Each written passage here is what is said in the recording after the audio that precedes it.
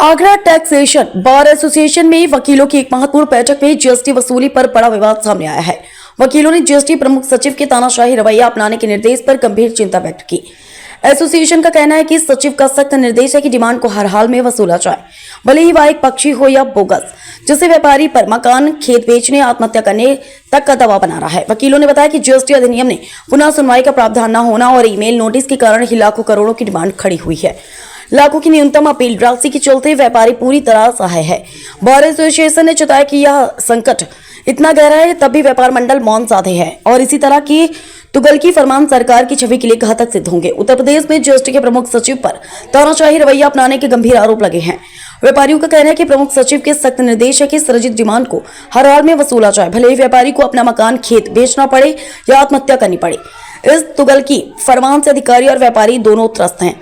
तकनीकी कारणों से लाखों करोड़ों की एक पक्षी डिमांड खड़ी हो गई है, क्योंकि जीएसटी अधिनियम में पूर्व अधिनियमों की तरह पुनः सुनवाई का प्रावधान नहीं और नोटिस केवल ईमेल से भेजे जा रहे हैं। व्यापारियों की मांग है कि ऐसी बोगस डिमांड को खत्म किया जाए, लेकिन व्यापार मंडल भी इस गंभीर मुद्दे पर मौन साधे हुए है। आगरा से सूरज वर्मा, समाचार 24। जितना शोषण इस समय व्यापारी का हो रहा है, सालों साल से इस तरीके की व्यवस्था कभी नहीं आई कि एक महीने का टाइम दे करके 10 साल की रिकवरी, 20 साल की रिकवरी, 30 साल की रिकवरी वसूल कर ली जाए।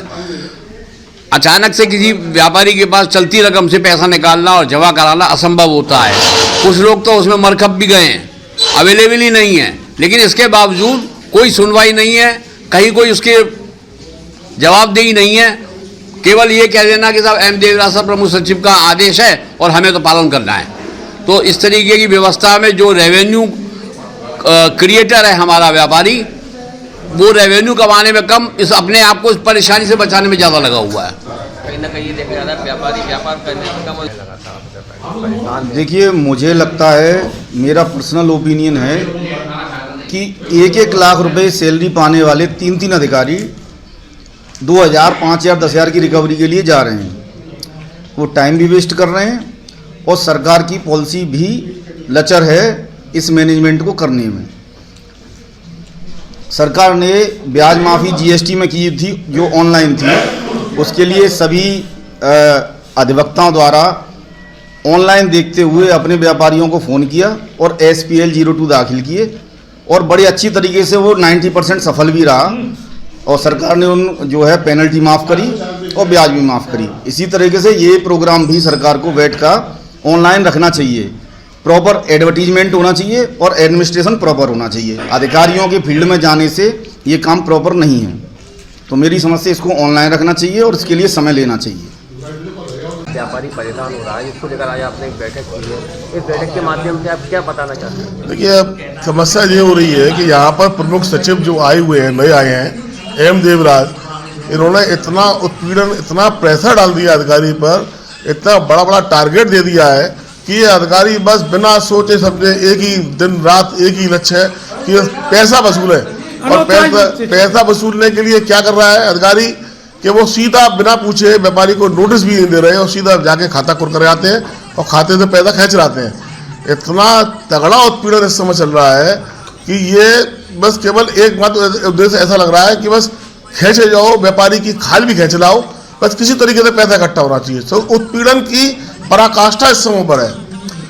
गवर्नमेंट तो कहती थी कि हम जीएसटी सुविधाओं के लाए हैं, हमें लगता है जीएसटी केवल व्यापारी के उत्पीड़न के लिए ही आया है और व्यापारी का जितना उत्पीड़न इसमें हो रहा है, आज तक कभी उत्पीड़न इतना नहीं हुआ। जितना व्यापारी इस उत्पीड़न को झेल रहा है, कहीं ना कहीं आप लोग भी देखिए, व्यापारी के हम प्रतिनिधि के रूप में काम करते हैं। व्यापारी अपनी जो भी बात रखता है हमारे माध्यम से रखता है।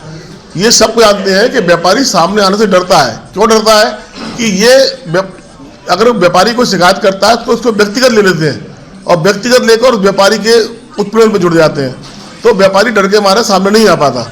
हम लोग यहाँ व्यापारी के प्रतिनिधि के रूप में काम करते हैं, हम व्यापारी के वकील के रूप में काम करते हैं, तो हम वो बात रखते हैं जो बात सही है, क्योंकि हम यहाँ संगठित हैं, तो हमारा तो ये कुछ नहीं कर सकते।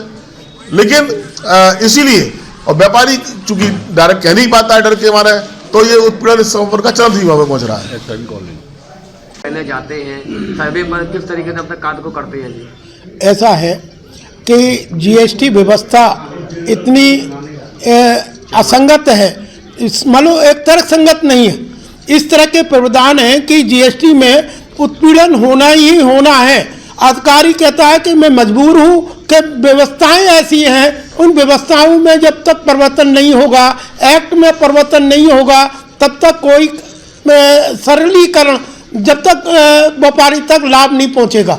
जैसे कि धारा 161 है, 161 में 3 महीने का समय दिया हुआ है, जबकि बैट अवधि में 3 साल का समय दिया हुआ था। इतना शॉर्ट पीरियड है कि वो देखते देखते ही समय निकल जाता है 3 महीने का। तो जब तक जीएसटी अधिनियम को तर्कसंगत और व्यवहारिक नहीं बनाएंगे, तब तक ये लाभ नहीं मिलेगा। व्यापारी देखिए, जहाँ तक रेट का टैक्स का मामला है, जहाँ तक रेट ऑफ टैक्स का मामला है, वो रेट ऑफ टैक्स में सरलीकरण कर किया है 55वीं काउंसिल मीटिंग में। उस 55वीं काउंसिल मीटिंग में जो सरलीकरण की बात कही है, उसका उद्देश्य अंधा है, केवल दिखावे के रूप में रेट ऑफ टैक्स को कम किया गया है, जिसका पूरा लाभ जैसा मिलना चाहिए वैसा नहीं मिल रहा है।